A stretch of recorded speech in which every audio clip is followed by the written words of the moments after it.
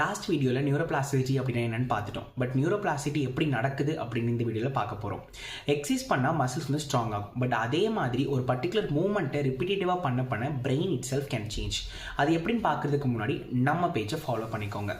நியூரோபிளாஸ்டிசிட்டின்றது muscles தான் நடக்கல, it's because of neurons.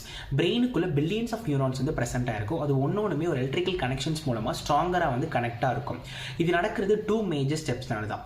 First step என்னன்னு பார்த்தீங்கன்னா, it form a newer connection. For example, ரிப்பீட்டேட்டிவாக ஒரு மூவ்மெண்ட்டை பண்ண பிரெயின் அதுக்கேற்ற மாதிரி ஒரு நியூயர் பாத்வே வந்து கிரியேட் பண்ணும். செகண்ட் ஸ்டெப் என்னன்னு பார்த்தீங்கன்னா, it stronger the older connection. For example, ஒரு ரோட்ல வந்து ரிப்பீட்டேட்டிவாக நம்ம டிரைவ் பண்ணிக்கிட்டே இருக்கோம் அப்படின்னா அது ரொம்ப ரொம்ப வைடராகவும் ரொம்ப ஸ்ட்ராங்கராகவும் ஆகும். அதே மாதிரி தான் ஒரு மூவ்மெண்ட் ரிப்பீட்டேட்டிவாக ப்ராக்டிஸ் பண்ண அந்த பிரெயினில் ஃபார்ம் ஆன அந்த பாத்வே வந்து ரொம்ப ஃபாஸ்ட்டாகவும் ஸ்மூத்தாகவும் அண்ட் ஆட்டோமேட்டிக்காகவும் ஆகும். இப்போ ஒரு எக்ஸாம்பிள், ஒரு நியூரலாஜிக்கல் கொஸ்டின் எடுத்துக்கலாம். Stroke with upper limb weakness.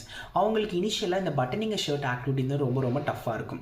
First day வந்து அவங்க ரொம்ப ரொம்ப ஸ்லோவாக பண்ணுவாங்க. பட் அதே மூவ்மெண்ட்டை ரிப்பீட்டேட்டிவாக ஒரு 5th டே 10th டே ப்ராக்டிஸ் பண்ண அவங்களுக்கு அந்த மூவ்மெண்ட் வந்து ரொம்ப ரொம்ப ஆட்டோமேட்டிக்காகவும் ரொம்ப ரொம்ப ஸ்மூத்தாகவும் வரும்.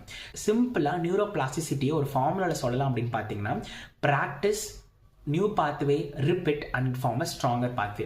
ரெப்பிட்டேஷன் அவ்வளோ முக்கியமா, அது ஏன் பண்ணணும், எவ்வளோ பண்ணணும் அப்படின்னு தெரிஞ்சுக்கிறதுக்காக stay tune for the next upcoming video and thank you for வாட்சிங்.